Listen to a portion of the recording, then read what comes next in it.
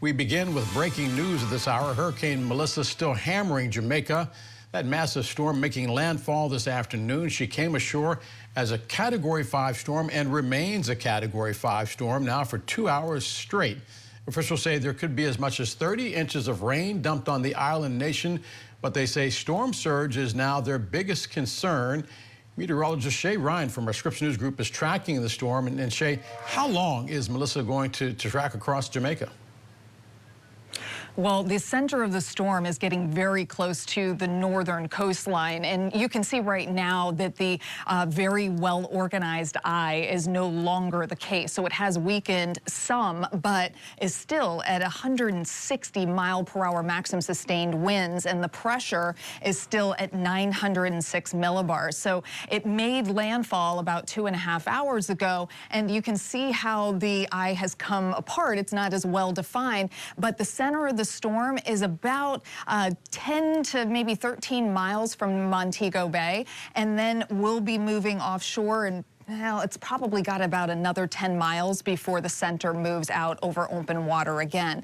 So at that point, it may start to weaken, and you know, typically as it moves over open water, it would be strengthening. But as it's approaching here into Cuba and making landfall again, the interaction that it has with land is going to, it appears at this point that it should start to weaken a little bit more, which will be good news for Cuba. But again, making landfall late tomorrow, or at some point tomorrow during the day, and moving across very slowly and then exiting Cuba on the north side by Wednesday morning. So it's still quite a duration of time here before it's back out into open water, moving across the Caribbean, finally getting out over open water and beyond the Caribbean and making its way towards Bermuda by late in the day on Wednesday. So you can see how these outer rain bands, very heavy rain and very wide and offset to the north of the center of the storm. And then again,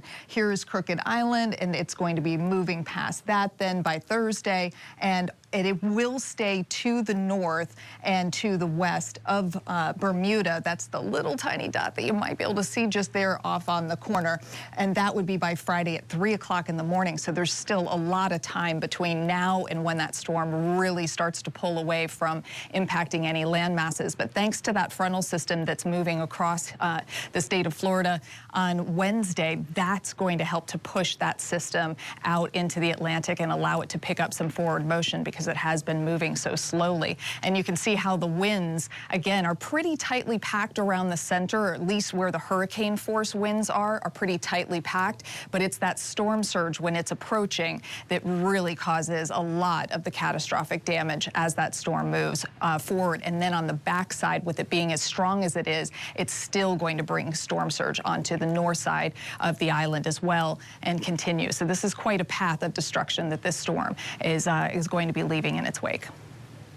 Shay, twofold question, which is one, when we talk about maximum sustained winds, those are sustained winds, but the wind gusts can be much, much higher. And also, what type of destruction are we likely? I mean, we're talking catastrophic. So especially with a place like Jamaica, where the infrastructure would not be as great and as strong as it would be in some areas of the United States where we have higher building codes and standards, we are talking about leveling of buildings. And when it comes to the storm surge itself, the amount of flooding will be catastrophic. We're talking about a very serious situation here, not just for parts of Jamaica, but also going into Cuba, and some of our islands here can also, even though they're not getting a Cat 5 storm, we're still looking at some significant impacts moving across the Caribbean.